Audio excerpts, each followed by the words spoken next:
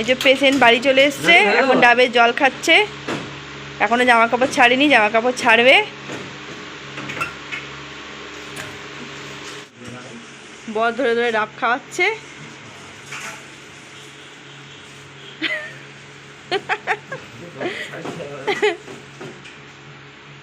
এখন আমরা একটু ভালো আছি, বোনও একটু ঠিক আছে দেখে আমরা সবাই একটুখানি হাসি ফুটেছে সবার মুখে একটু।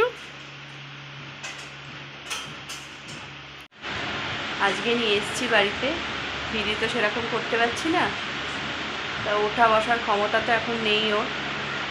3টে জায়গা কেটেছে, খুবই কষ্ট পাচ্ছে, মাঝে মধ্যে মাথা টাথা ঘুরছে, বুকেও যন্ত্রণা করছে। তো এখন সুস্থ হওয়ার অপেক্ষায়, কবে যে সুস্থ হাঁটাচলা করবে জানি না। এখন 2 দিন থাকবো আমি, তারপর বাড়ি যাব। আর ওকে এই অবস্থা রেখে দিয়ে যেতেও মন চাইছে না, কিন্তু কিছু করার নেই। ওখানে ছেলেটা আছে, ছেলেটা আজকে আসবে, ওর মশাই আনতে গেছে, থাকবে, চলে যাবে ছেলেটা। দেখি আমি আবার কবে যাব, আবার আসবো বাড়িতে 2 দিন থেকে। তো এরকমই করতে হবে, কিছু তো করার নেই। আমাদের মা থাকলে মা এসে থাকতো, আরও শাশুড়ি আছে, বর আছে, প্রচুর করছে ওরা। গুড মর্নিং বন্ধুরা, আজকে হচ্ছে মঙ্গলবার।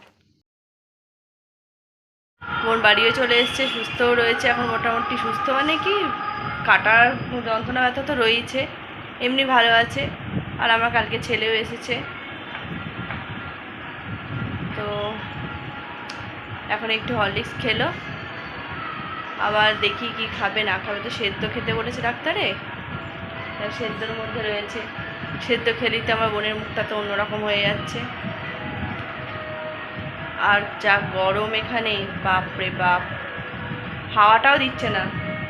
একটু বৃষ্টি বৃষ্টি হলেও তো হয়, বলতে গাছে এত গাছ, একটা পাতাও নড়ছে না গাছে। তাহলে একটু আলু ভাজা কাটছি, একটু আলু ভাজা করবো।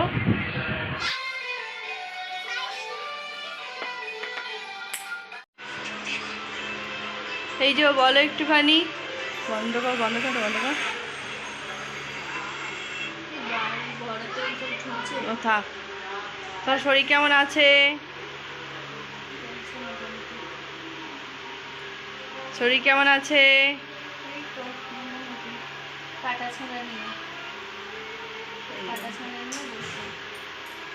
ছাড়া নিয়ে বসে রয়েছো, আগের থেকে এখন ভালো আছো?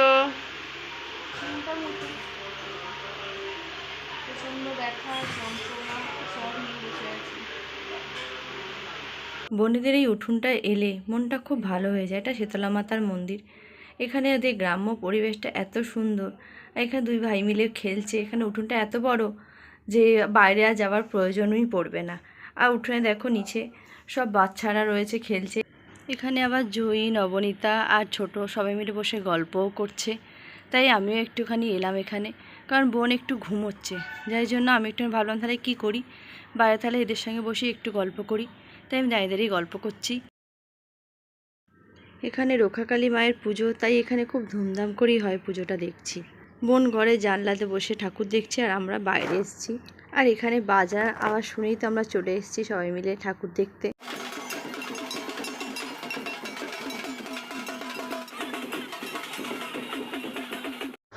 তো বোনদের এখানে রক্ষাকালী পুজো হয়, খুব বড় করেই হয়। তো এখানে একটু পুজো দিতে যাবো। আর আমার মনটা শুধু বসে রয়েছে। যাক, এমনি এখন ভালো আছে, এটাই আমার শান্তি। তুমি এবার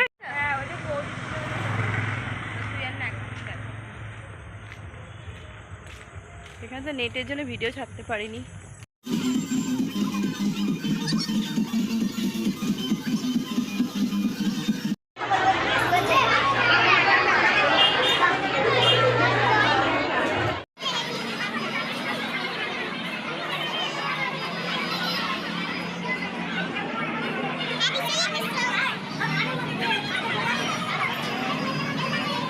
রক্ষাকালী পূজা আমার বাপের বাড়িতে হয়, শ্বশুরবাড়িতে হয়, কিন্তু এখানে ভিড় দেখো, ভিড় দেখে তো আমি অবাক হয়ে গেছি যে রক্ষাকালী পূজা এত ভিড়।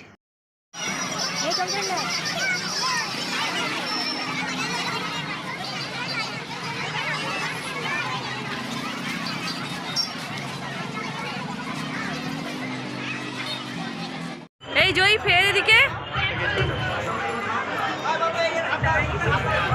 তো আমরা তো আপাতত ঠাকুর দর্শন করে মেলা দেখে বাড়ি চলে এলাম। তো ভিডিওটা ভালো লাগলে চ্যানেলটাকে অবশ্যই সাবস্ক্রাইব করে দেবে। টাটা।